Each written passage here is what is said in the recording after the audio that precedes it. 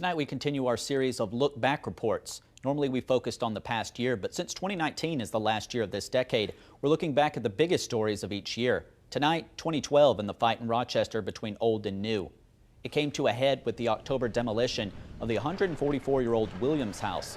Now standing on the property, the 5th on 5th apartments, which opened in 2014. The property is just one of several that no longer exist, and for some in the historic preservation camp, may have been a harbinger of things to come. We'll explore that in tomorrow's 2013 Look Back. For many, Christmas is a time for family traditions, which includes a trip to the movies. KTTC's Holden Kruzmark was at the Chateau movie theater and tells us how it was there. Holden. The Lyle Area Pool Tournament guarantees players at least 4 games, which ensures that they stick around for the whole weekend.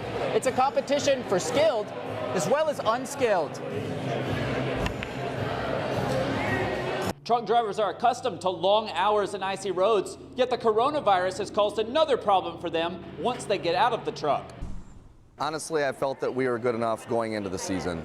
For Lourdes girls basketball, it was all coming together. Well, first of all, we just had skilled players at each position, so we were able to rely on each other at those positions and bring people off the bench that could fill in nicely, and they just complemented each other so well. But at the state tournament, we started taking off our shoes, and our coach pulled us in, and he just pulled us in, and he said it's over. Being a competitor, you want to compete and earn, your title, and not having the opportunity to compete is frustrating. The girls headed back to their hotel. The seniors, sad and disappointed that a piece of their lives was ending. It's really going to be a piece we're going to miss. Way to go, Eagles! Way to go! Even more frustrating for the team, the fact they went in as the tournament's top seed. I feel that the original decision to play with limited fans would have been the correct one.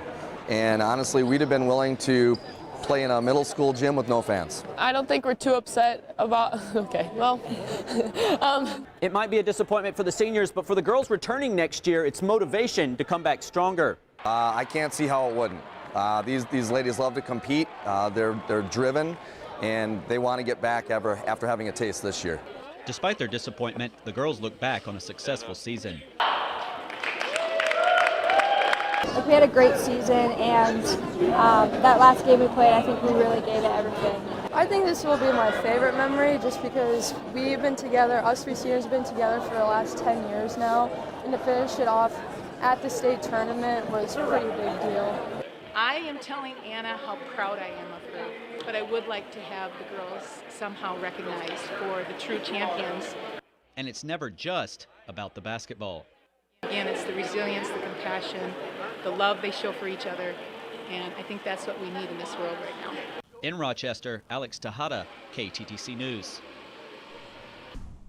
In Austin, or any community throughout the country, cancer has affected most people in some way. Some of them are somber. Why are you jumping today? I lost my mom, I lost my dad. But that's what makes it so real, right? That's why we're here. That's what it's all about. It changes your life completely, but it really makes this all worth it that you can do that, because it's really changed how much we can do for people and how people can survive and have life after cancer, which is just amazing. Now in its 8th year, Plunging for Pink has raised more than $400,000 since starting. Everyone at Saturday's event had their own reasons for paying money to jump into the ice-cold water. For my mom, she's a breast cancer survivor, 4 years. Having fun and fundraising and just getting the community together, because we're all trying to aim for one goal and try to beat cancer, because cancer sucks. Cancer sucks. Yeah. Some go all out for their plunge. You look at some of the costumes and some of the people that come out, and a lot of them get really creative, and it's just a blast, whether you're jumping in or whether you're coming out to watch everybody jump in the lake. The initial reaction somebody has on their face when they get out of the water, always fun.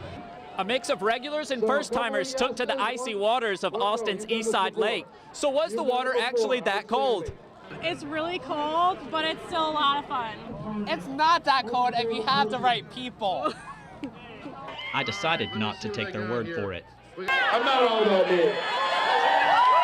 In Austin, Alex Tejada, KTTC News. With the lack of snow and how warm it was going to be, we knew that people would have a hard time riding their snowmobiles. So we were actually really surprised with how many showed up. Yet riders from all over the state showed up on Saturday with their best vintage rides, many decades old. It's a memory thing. It brings back a lot of childhood memories, even for me riding the old ski whizzes. but repairing them can be difficult. The thing is with these old vintage sleds, they don't make parts for them anymore. Before the show and ride, enthusiasts traded parts at the swap meet. You not only have to be a good mechanic, but also be in good shape. Because some of this, it can be taxing physically to be able to ride some of these old sleds. They don't drive themselves. After the first place prize for style was awarded, riders took to the trails. No cell phone coverage, nothing. So it's just peaceful. You know, and you can smell the pine in the air. It may seem like a niche sport, but it's rather inclusive. And if you don't like tinkering on old rides, there's new sleds for all ages and sizes. It's a really easy sport to get into, and it's a lot of fun. It's just a camaraderie in the people and seeing the landscape.